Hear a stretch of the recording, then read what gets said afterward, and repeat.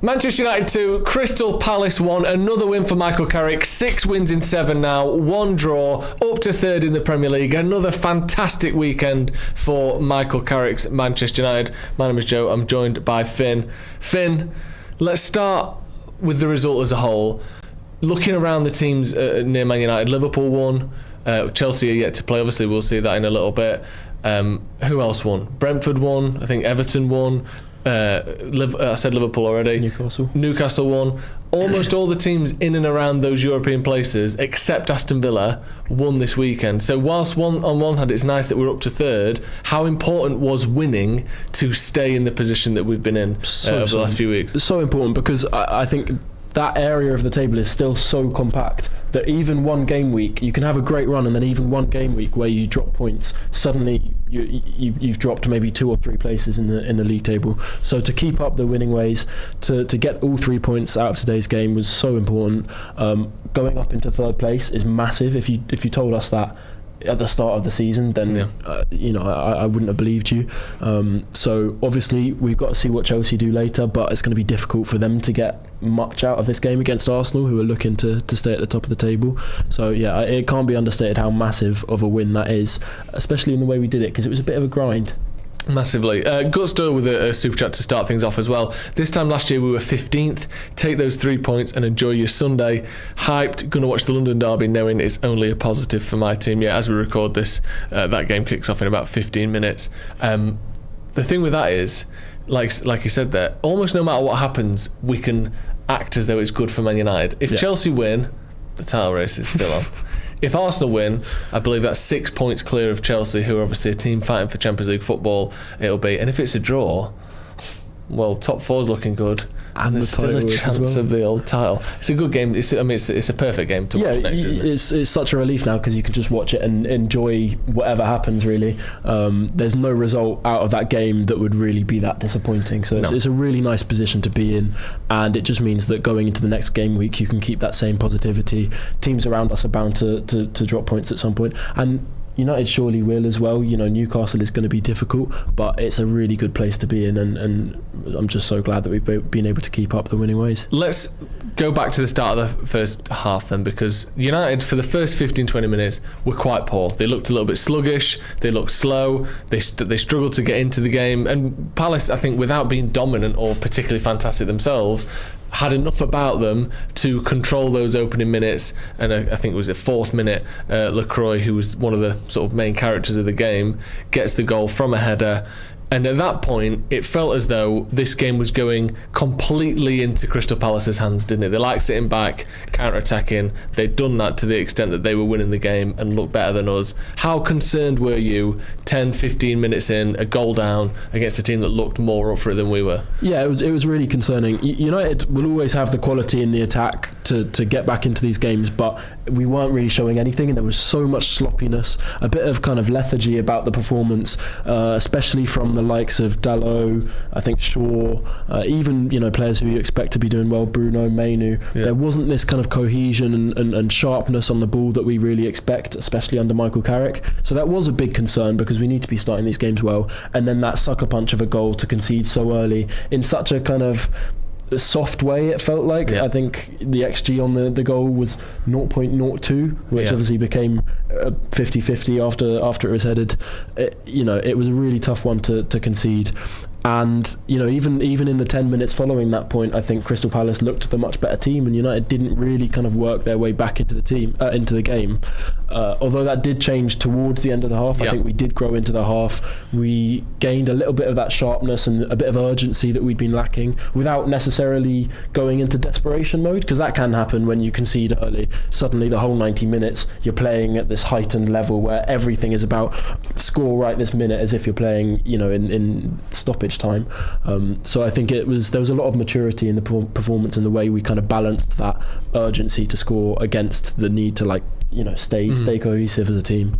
So it was a good response. People in the comments, there's a kind of a mixture of things. Some people saying United didn't turn up until the red card, which we'll obviously get into. But I would disagree with that. I think that, as you said, from maybe the 26th, 27th minute, I think United grew into the game, and by the end of that first half, United were much the better team, having sort of no huge chances, but a few headed chances. I think Casemiro had that one, didn't he? That one stood out, I think, as the game went on. Yeah, Maguire had a little headed chance as well. Sesko had a headed sort of chance. It wasn't a great chance, but it was a head on target from Sesko. And by the end of the first half, United were comfortably the team in control of the game. Then as the second half went on, United again came out looking sharp, some decent moments, and then the red card and the penalty, or should I say, red card and penalty, it was one action. Do you think it was a penalty and a red card, first of all? I think by the letter of the law, it can't be anything other than a penalty and a red card. It is soft, and I think if it went against us the other way round, I would feel hard done by. It would feel a little bit harsh. But I think if you're following the letter of the law, it is a penalty, and it was a denial of a goal-scoring opportunity. Henderson wasn't coming off his line quick enough. Cunha looked like he was going to be fast enough to get onto the ball. It's a denial of a goal-scoring opportunity, so it is a pen and a red card. Yeah. So they can complain about it as much as they want, but ultimately that's what the rules say. And Bruno finished the penalty, and from that point on, I think we were the much better side. And even like you said, before that red card, United had grown into the game to the point where I think we were deserving of something that got us back into it. I think we kind of forced that to happen. So I don't think you can take anything away from the performance just because they went down to 10 men. Yeah, I mean, I agree. I think it's a red and a penalty. The thing is, sometimes, obviously, if you're in the box 6 yards out and I boot you and stop you taking a shot and it's a foul and a red card, we all accept that is, of course, a foul and a red. I think when it's right on the sort of edges of the box, I know it wasn't right on the edge, but it was outside of that sort of centre circle, the D area of the 18-yard box. Part of you thinks, it's not quite fair that a foul in that part of the pitch results in a penalty and a red card. It's such a excessive kind of punishment for what was a foul, and therefore it was a red, and therefore it was a penalty. Yeah. But part of you thinks almost, should there be like a sort of a half circle, semicircle around the goal rather than this big 18-yard box? Because when you're at the perimeters of the 18-yard box, it's like, how is that the same punishment as if I dive and save the ball on the line as a defender? And yet, that, like I said, the rules of the game are that if you foul someone and it carries on into the box, which it clearly did, it's a penalty. If you stop someone having a clear goal scoring opportunity, and as you mentioned, Henderson's lack of leaving his line quickly enough, and the fact that Cunha let the ball run right across him before he dummied it was the stopping of a goal scoring opportunity. Put those two things together and it's the right decision, but it does feel a little bit of a harsh punishment for what actually happened on the pitch. But that's not our fault. That's not Cunha's fault. No, he was using that to his advantage. Yeah, the consequences were massive relative to like the extremity of the foul, because it's not a very consequential foul. It's not reckless. And it's in an area of the pitch which feels a little bit further out, like you said, from being in the 6-yard box or whatever. But yeah, it's just what the rules say, so you have to follow it. Yeah, 100%. I mean, just looking at some of the comments, there is a surprising number of people that are unhappy with the game today. People talking about how United, it was a flat game, it wasn't a very good performance, not happy with the game, like United were poor. I'm surprised at the number of people that are unhappy. Obviously, I'm sure people would say they're happy with the result in general. Do you think there's lots of things to be concerned about after the game today? Obviously, it's not perfect start to finish, but how would you look at people who are sort of almost stressed out at the nature of the game? I think on the one part, I do understand the increased scrutiny in terms of the performances at the moment, because I think everyone is looking into not just the results but the performances as an indication of, does Carrick have what it takes to be our manager long term? So I think there is an increased scrutiny on that at the moment, but you have to just look at the 3 points. I think that's the most important thing at the moment.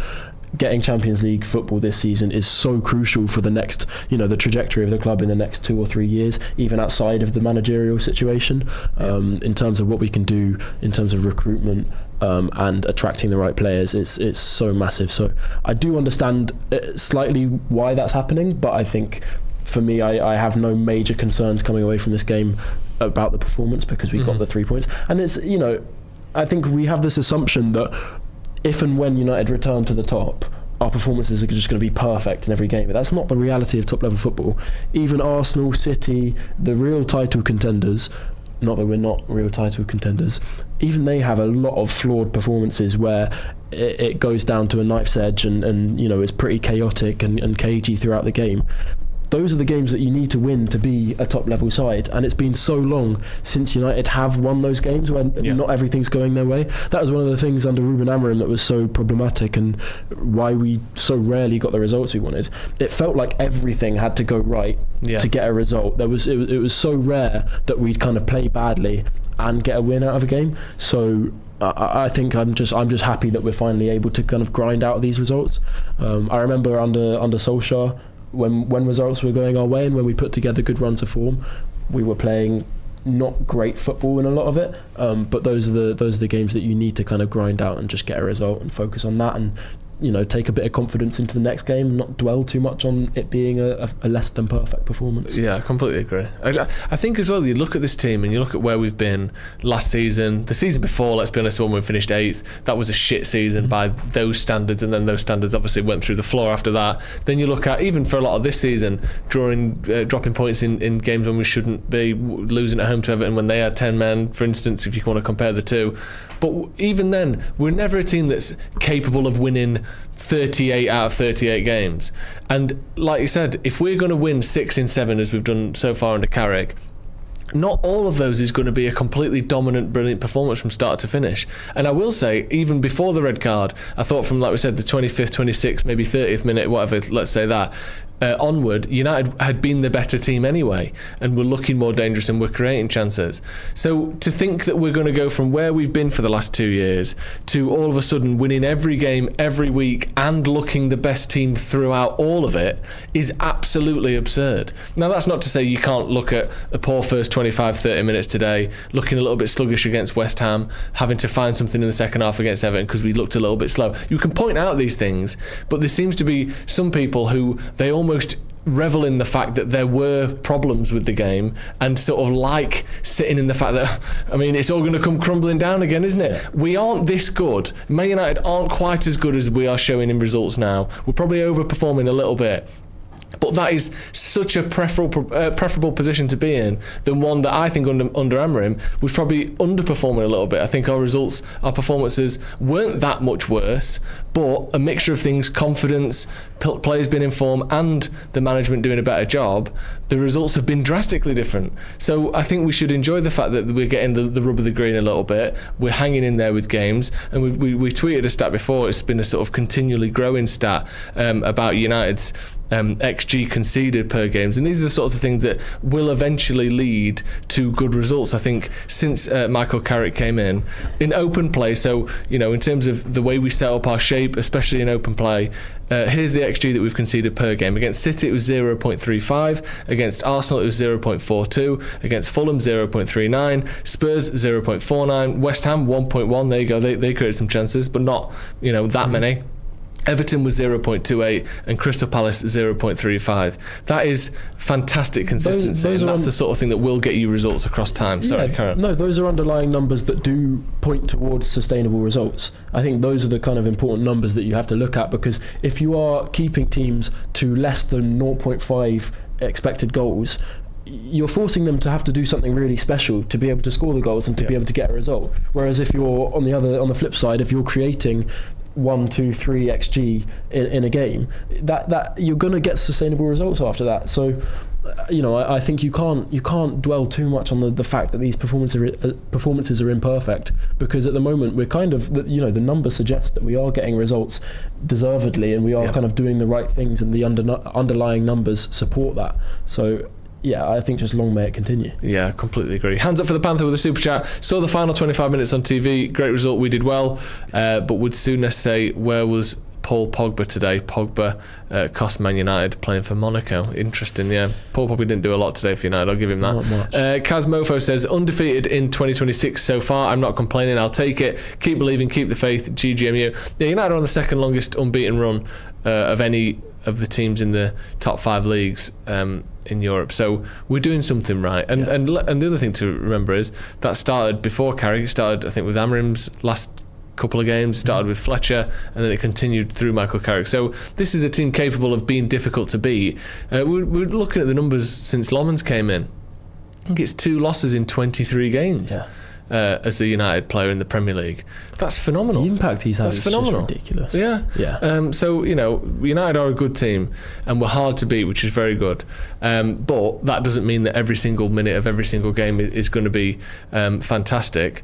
I think United did a good job today. And after the red card, I think they were very professional. I think they did the right thing. And I don't want us to go without talking about Benjamin Sesko, because that is a fantastic goal. That crossing from Bruno Fernandes, the header from Sesko, dominating in the box, dominating in the air, powerful, headed it down, all the things, back toward where it came from to the front post, all the things you want to see from a striker. He's looking like a real player at the minute, isn't he? Yeah, he's shaping up to be a real top level striker. I think, his numbers in the earlier part of the season, it took him a little bit of a while to get going. He's only recently started to rack up the goals more consistently, but he's really pulling it together and showing a lot of the signs that you want to see from a long-term top level striker for Manchester United. It was some of the things he's showing now are almost a bit Van Persie or Van Nistelrooy-esque, and it's just about keeping up that output. But yeah, the way he cut across with his jump for the header was really, really impressive. I think he shows a lot of maturity and intelligence in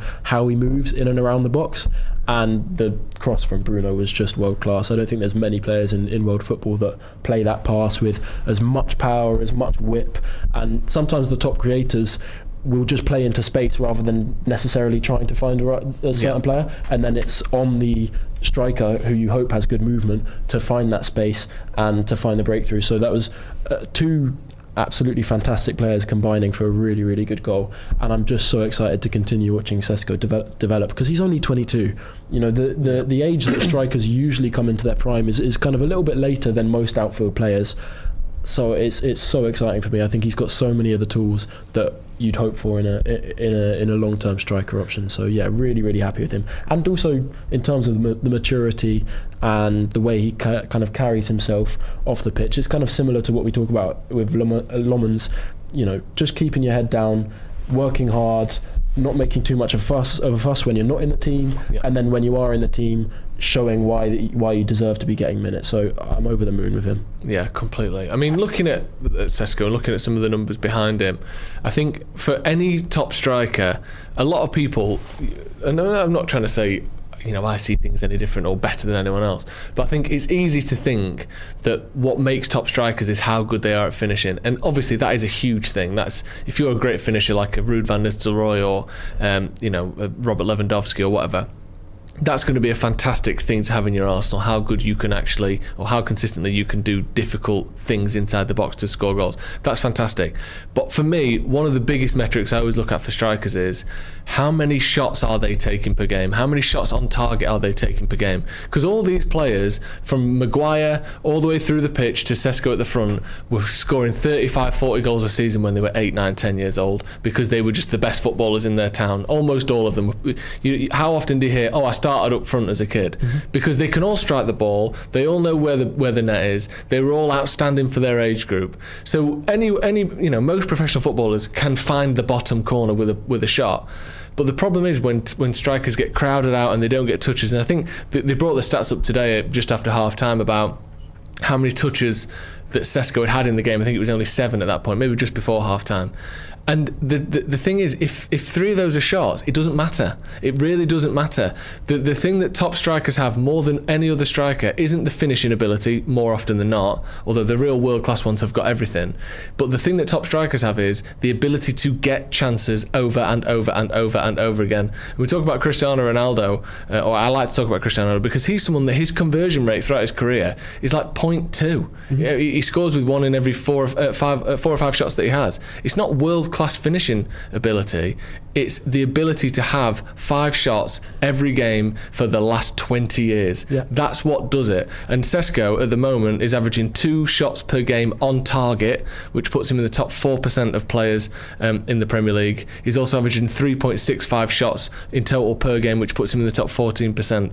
That for me is a massive, massive thing. And then you look at his XG, so how is he comparing to those shots? He's basically averaging He's got basically 8 XG and he scored 7 goals. So he's actually slightly underachieving. Yeah. But you don't necessarily want a striker that has these purple patches where they completely overachieve against their XG for a season and then have 25 games where they can't get a shot away. What you want is players that consistently, through every season of their career, has many, many shots on target, gets in good areas consistently, and basically hits their XG time and time again. And that's what we're seeing from Sesko, a player that, a long-winded way of saying, it looks repeatable. It looks like he can do this consistently. I really, really like Benjamin Sesko. I think he's a very, very good player. Me too. We've got a few super chats as well. Alpha Omega says, we need Carrick, give him the job and let's focus onwards. Showski says, Sesko GGMU. Gutstor says, Sesko beat Gyökeres in Prem goals with an injury. Oh, sorry, Sesko to beat him. He thinks he's going to do more goals than him. But again, the thing with Gyökeres is they get the ball to him a lot. He has chances, he has shots. I don't think he's a great finisher. I think he does a good job though of getting in and around those areas and getting shots away, whilst being a technically, I think, quite poor footballer. Well, I know for almost certain that a lot of Arsenal fans feel that they'd much rather have got Sesko in the summer. Yeah. And I think if you'd put Sesko in the positions that Gyökeres is, I think his output would be much higher because they do create a lot of chances for him. So I'm so happy with him. Yeah, me too. Very, very happy indeed. Just looking ahead then, United into third, but as we mentioned before, all the teams around us pretty much winning as well this weekend, which, I mean, it doesn't diminish the win, but Liverpool won, City have already won, Brentford won, Everton won, Fulham won as well, Chelsea and Arsenal playing now, so they can't both win. Are you looking over your shoulder? Are you looking up the league to City and Arsenal? How are you feeling about these last 12 games of the season? Last 10 games of the season? I don't think we're out of the woods necessarily. I know some people feel that we're completely nailed on now. Champions League is almost a shoe-in. I don't think that's necessarily the case, and I would hope that the players don't feel that's the case, so that they keep up this urgency and this kind of need to keep winning. But I definitely fancy our chances. I think we can, as the weeks go on, start to look ahead of us, and especially in terms of deciding where we're setting our sights next season. We can say by the end of the season, say we're 5, 6, 7 points away from whoever wins the league, then you can say, right, so why not aim for the league next season? So that's more what I'm thinking in terms of more of a long-term outlook. But in the short term, I don't think we can get complacent and kind of assume that we're out of the woods.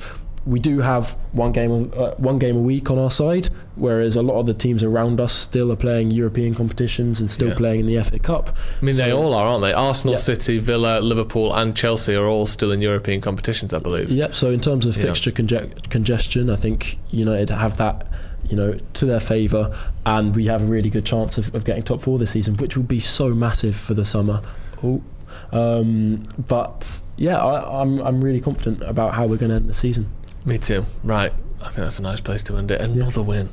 So nice. It's so nice. Check out the merch as well. The link to that is in the description and in the chat. There's loads of good stuff on there. Some of the designs you can see there, but there's all sorts going down on the merch site. So stretfordpaddock.store.